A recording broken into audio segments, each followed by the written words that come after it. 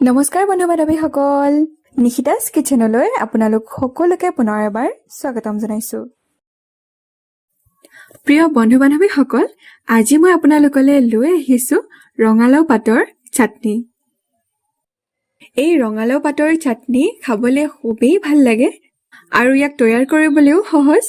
গতিকে দেৰি নকৰি বলক প্ৰথমে আমি ৰঙালাও পাতখিনি ছিঙি লওঁ।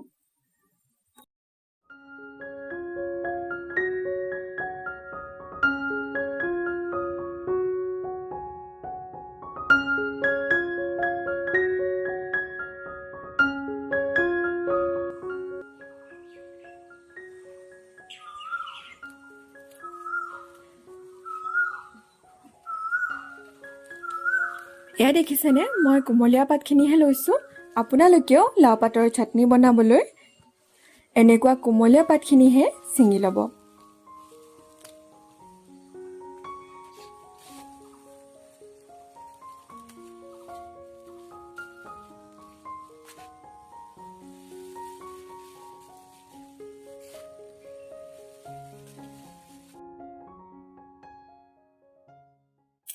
এয়া মই ৰঙালাওৰ পাতখিনি ছিঙি ললো।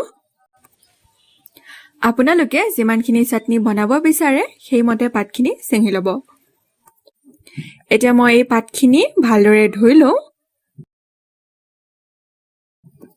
এয়া চাওক, মই পাতখিনি ভালদৰে ধুই ললো। ৰঙালাও পাতৰ চাটনি বনাবলৈ আমাক আৰু কি কি সামগ্ৰীৰ প্ৰয়োজন হ'ব মই আপোনালোকক দেখুৱাই দিছো।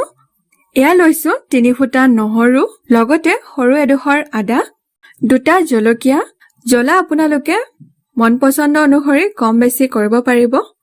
আৰু লগতে এয়া লৈছো আধা চামুচ গোটা জিৰা আৰু আধা চামুচ কালজিৰা, 2 চামুচ কুকিং অইল আৰু সোৱাদ মতে নিমখ। আটাইখিনি সামগ্ৰী আপোনালোকক দেখুৱাই দিলো। এতিয়া মই গেছৰ ফ্লেম অন কৰি কেৰাহী এটা বহাই দিছো।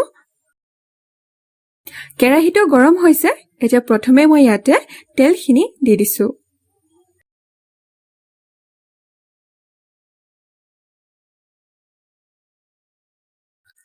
তেলখিনি গৰম হোৱাত মই এতিয়া গোটা জিৰা আৰু কালজিৰাখিনি দি দিছো। এইখিনি ফুটিবলৈ লৈছে। এতিয়া লগতে মই নহৰু, আদা আৰু জলকীয়া কেইটাও দি দিছো। এতিয়া আটাইখিনি আমি 1 মিনিটৰ বাবে ভাজি ল'ম। তাৰ পাছত আমি ৰঙালাওৰ পাতখিনি ইয়াতে দি দিম।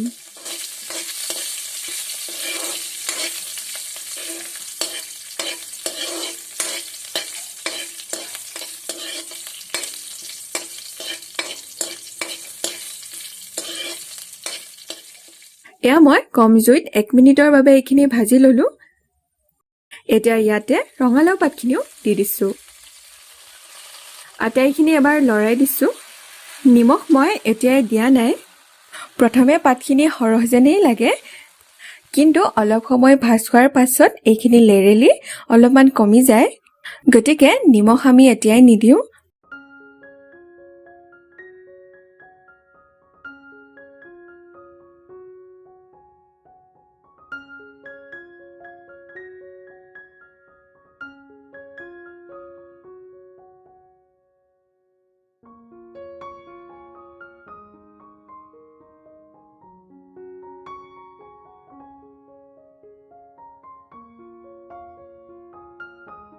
এক মিনিটমান লৰাই লোৱাৰ পাছত এইখিনি এতিয়া ভালদৰে সিজিবলৈ কম জুইত মই 1 মিনিটৰ কাৰণে ঢাকি দিছো।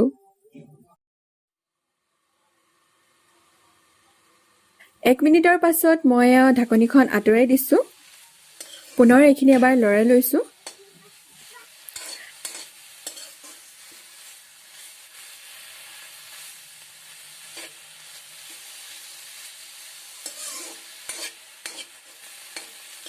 এইখিনি ভালদৰে হ'বলৈ এতিয়া আমি পুনৰ এইখিনি 1 মিনিটৰ বাবে ঢাকি দিম।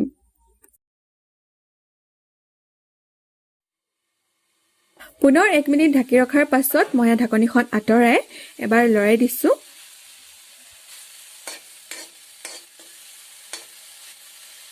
এয়া চাওক, এইখিনি ধুনীয়াকৈ হৈ উঠিছে। এতিয়া মই গেছৰ ফ্লেম অফ কৰি দিছো আৰু এইখিনি সম্পূৰ্ণ ঠাণ্ডা হোৱালে আমি কেৰাহীতে ৰাখি দিম। যেতিয়া এইখিনি সম্পূৰ্ণ ঠাণ্ডা হ'ব তাৰ পাছত আমি এইখিনি পিচি ল'ম।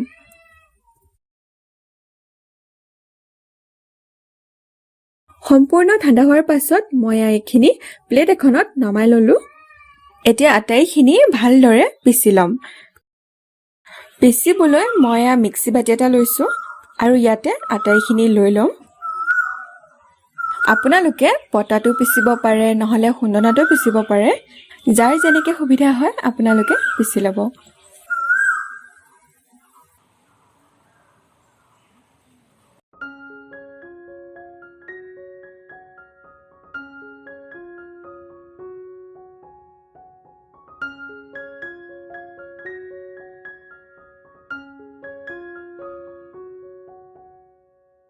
আটাইখিনি ভৰাই ললো। এতিয়া আমি ইয়াতে দিম নিমখ। নিমখ আপোনালোকে সোৱাদ অনুসৰি দি ল'ব। এতিয়া একেবাৰে শেষত দিছো অলপমান পানী। পানী আকৌ বেছিকৈ নিদিব নহলে পনীয়া হৈ যাব।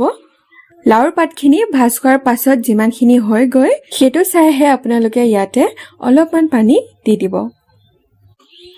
তাৰ পাছত এতিয়া ঢাকনিখন কৰি দিছো বন্ধ আৰু এইখিনি ভালদৰে খুন্দি ল'ম।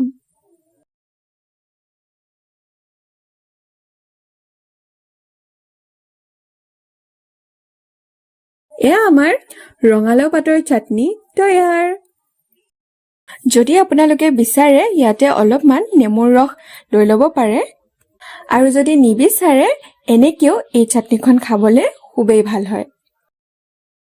আপোনালোকে যদি আগতে এইদৰে ৰঙালাও পাতৰ চাটনি খাই পোৱা নাই, এবাৰ তৈয়াৰ কৰি খাব। আশা কৰো আপোনালোকে নিশ্চয় ভাল পাব।